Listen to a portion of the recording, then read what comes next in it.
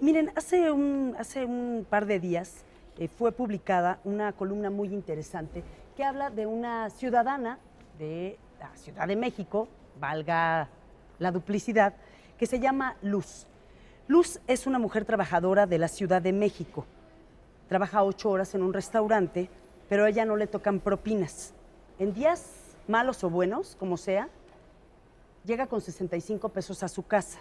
El asunto es que después del alza de la gasolina, dice este texto, ocupa 15 de los 80 pesos de su salario en transporte público. Pues ¿sabían ustedes que Luz y su demanda de un salario mínimo digno llegaron hasta la Suprema Corte de Justicia de la Nación, que ya emitió un dictamen? Bueno, el caso de Luz es un texto del maestro Salomón Chertorivsky, secretario de Desarrollo Económico del Gobierno de la Ciudad de México. Maestro, Carla, buenas tardes. un gustazo, muchas gracias por la invitación. Gracias. ¿Y quién encontró a la señora Luz y ha sido su representante legal en este camino? Es el abogado Jaime Araiza. ¿Cómo está? Hola, abogado? Carla, muchas gracias. Bien, muchas gracias. Pues mire, me gustaría preguntarle, primero uno, ¿cómo conoce usted a la señora Luz? ¿Y cómo es que la señora Luz llega con todos los recursos interpuestos ante la Suprema Corte y qué dictamina la Suprema Corte? Claro, pues mira, a Luz la conocí por azares de la vida nos cruzó. Me platicó un día su situación económica que acabas de describir perfectamente, me platicó de las necesidades y me platicó de una cosa todavía más trascendente. Su preocupación por su vejez. Decía, ahorita tengo que trabajar en un restaurante por ciertas horas y después buscar la vida para tener algo más de ingreso en algunas casas. Pero ¿qué va a pasar conmigo cuando no pueda seguir trabajando en casas? Cuando no pueda hacer 4 casas al día o 3 casas al día, las que tuviera que hacer para poder salir adelante.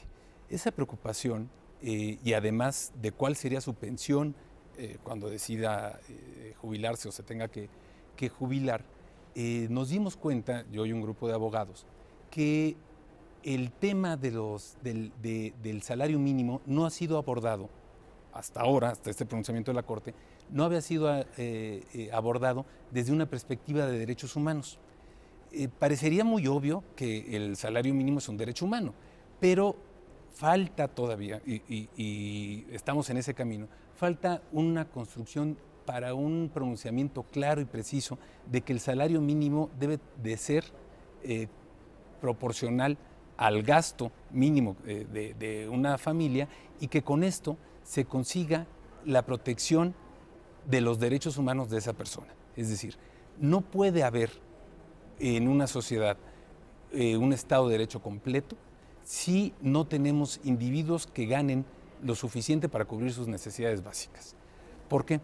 Porque a través del salario mínimo se consiguen otros satisfactores que también están protegidos por la Constitución, como puede ser el derecho a la educación, claro, el derecho a la salud, el derecho al bienestar, el derecho a la cultura. Si un trabajador no recibe esto, pues se le están negando esos derechos. O si el Estado rector te dice, tienes acceso, por ejemplo, al Seguro Popular, pero el trabajador no tiene ni siquiera para tomar un pecero al hospital donde tiene que ser tratado, pues es violatorio de derechos. Claro, así es.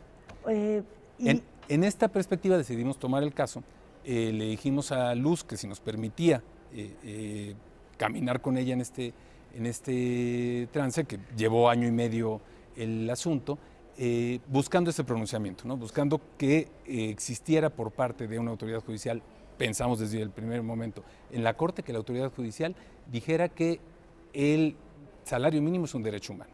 Finalmente conseguimos que la Suprema Corte ejerciera la facultad de atracción por la importancia y trascendencia social que reviste el salario mínimo y por cuestiones técnicas además concretas de la demanda.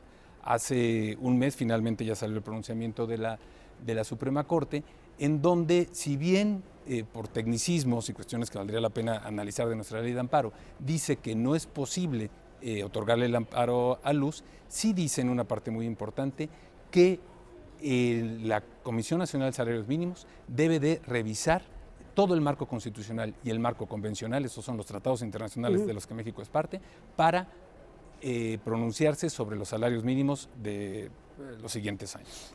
Muchas gracias, abogado. Y secretario, yo quisiera entrevistarlo muchas horas más, pero quiero preguntarle algo muy puntual. La Comisión Nacional de Salarios Mínimos, la CONASAMI, se reúne mañana pasado, ¿y qué relevancia cobra lo dicho por la Corte? A ver, Carlita, absoluto. Y tú sabes, ya has dado seguimiento, como desde hace 3 años que Miguel Ángel Mancera dijo, discutamos este asunto, hemos ido puntualmente en la defensa y en la discusión de por qué debe de incrementar el salario mínimo. A partir de este engrose que se llama de la Suprema Corte, lo que dice es que no se puede hacer a un lado la Comisión Nacional del Salario Mínimo, forzosamente está obligada ya a tener que ir a revisar los números que marca el Coneval, es decir, la autoridad que está determinando números puntuales que le dan relevancia a lo que dice el artículo 123 constitucional, es decir, son los únicos números objetivos que tenemos para lo que pudiera ser la interpretación de lo que es un salario remunerador, que es lo que obliga a la Constitución a que sea el salario mínimo. Mañana, cuando se reúna la Comisión Nacional del Salario Mínimo, no se pueden hacer patos como se han hecho a lo largo de 3 décadas, tienen forzosamente que voltear a ver los números de la Coneval.